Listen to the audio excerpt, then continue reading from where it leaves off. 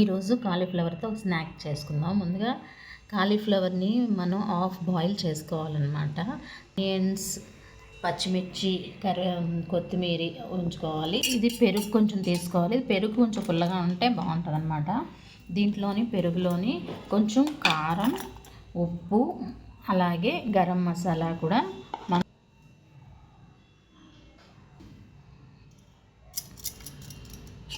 వేసుకొని మనం ఇదంతా బాగా కలుపుకోవాలన్నమాట. హాఫ్ బాయిల్ చేసుకున్న తర్వాత దీంట్లో కొంచెం కారం, అలాగే ఉప్పు, కొంచెం గరం మసాలా, అలాగే నేను కొంచెం గోధుమ పిండి యాడ్ చేస్తున్నాను. గోధుమ పిండి అలాగే వరిపిండి కోటింగ్స్ అన్నమాట. ఇది డీప్ ఫ్రై చేయాలి. ఇది వరిపిండి క్రిస్పీనెస్ కోసం.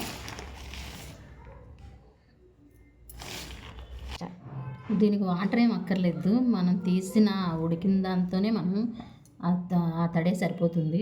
జస్ట్ మామూలుగా దీనికి గోధుమ పిండి వరిపిండి కోటింగ్లా వేస్తున్నాం. దీనిలో ఇలా వేసుకోవాలన్నమాట. ఇలా గోల్డెన్ బ్రౌన్ కలర్ వచ్చే వరకు వేయించుకుంటే క్రిస్పీగా బాగుంటుంది.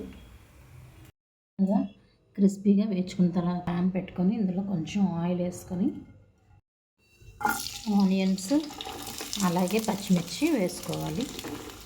ఇలా వేగిన తర్వాత ఇందాక మనం కలిపి పెట్టుకున్న పెరుగు ఉంది కదా, అది ఇందులో వేసేస్తాం.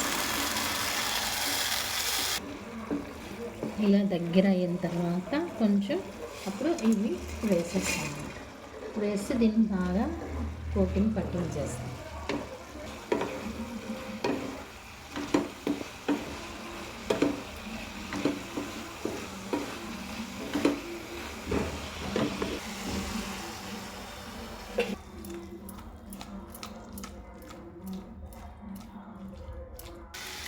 అంతే, ఇంకా ఇలా పట్టేసిన తర్వాత కట్టేసుకోవడం. ఇంకా స్టవ్ కట్టేసుకొని ఇంకా తినేది.